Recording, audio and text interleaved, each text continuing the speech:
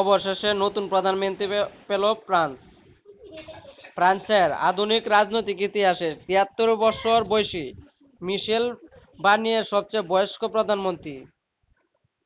প্রায় ২ মাস ধরে রাজনৈতিক অনিশ্চয়তার পর ফ্রান্সে অবশেষে সরকার গড়ার উদ্যোগ দেখা যাচ্ছে।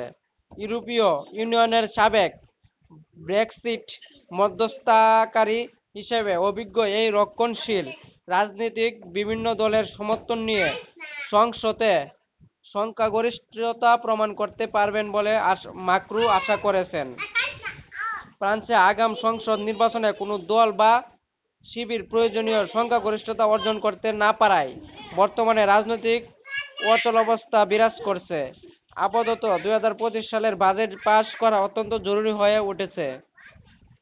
চরম দক্ষিণপন্থী ন্যাশনাল র্যালি দলের নেত্রী মেরিন লে পেন আপাতত বার্নিয়ে এর মনোনয়ন সমর্থন করেছেন বলে সংসদে ভোটাভুটির সময়ে তিনি কিছুটা ভরসা পেতে পারেন। তবে অভিবাসন ও নিরাপত্তার মতো ক্ষেত্রে আরএন দলের সংশয়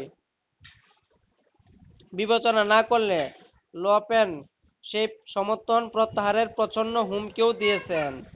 দলের আর এক নেতা যত দ্রুত সম্ভব সংসদ ভেঙে দিয়ে নতুন নির্বাচন ডাকার শর্ত আরোপ করেছে। সেক্ষেত্রে আগামী বছর জুলাই মাসেই সরকার ভেঙে দিতে হবে।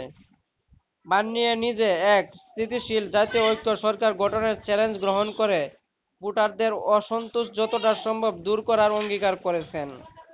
তিনি বলেন, দেশের বিভিন্ন শহরের উপখণ্ড ও গ্রাম অঞ্চলে মানুষের মধ্যে যে ক্ষোভ, কষ্ট, পরিত্যাগ ও অবিচারের অনুভূতি রয়েছে সেই বিষয়গুলোকে তিনি গুরুত্বপূর্ণ দিতে চান। বার্নিয়ে সব রাজনৈতিক শিবিরের বক্তব্য শুনে নীতি নির্ধারণ করার ইচ্ছে প্রকাশ করেছেন।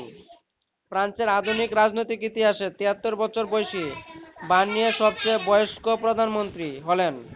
তার পূর্বসূরি গাব্রিয়েল আটাল ছিলেন সবচেয়ে কম বয়সী প্রধানমন্ত্রী। ২০২১ সালের প্রেসিডেন্ট নির্বাচনে বার্নিয়ে নিজের দলের মনোনয়ন পেতে ব্যর্থ হয়েছিলেন। ২৭ বছর বয়সে সংসদ সদস্য হয়ে জাতীয় ও ইউরোপীয় স্তরে বিভিন্ন গুরুত্বপূর্ণ পদে তিনি কর্মরত ছিলেন। ফ্রান্সের বামপন্থী শিবির সংসদ নির্বাচনে সবচেয়ে ভালো ফল করেও প্রয়োজনীয় সংখ্যাগরিষ্ঠতার অভাবে সরকার গঠনের সুযোগ পায়নি। এই শিবির বার্নিয়ের বিরোধিতা করবে বলে জানিয়েছে।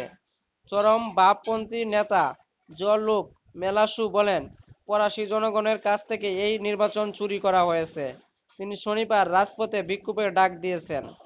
German chancellor Olaf Scholz, EU কমিশনের president Ursula von der Leyen, ইটালির প্রধানমন্ত্রী জর্জা মেলোনি সহ ইউরোপের অনেক নেতাকে বার্নিয়ে শুভেচ্ছা জানিয়ে সাফল্য কামনা করেছেন।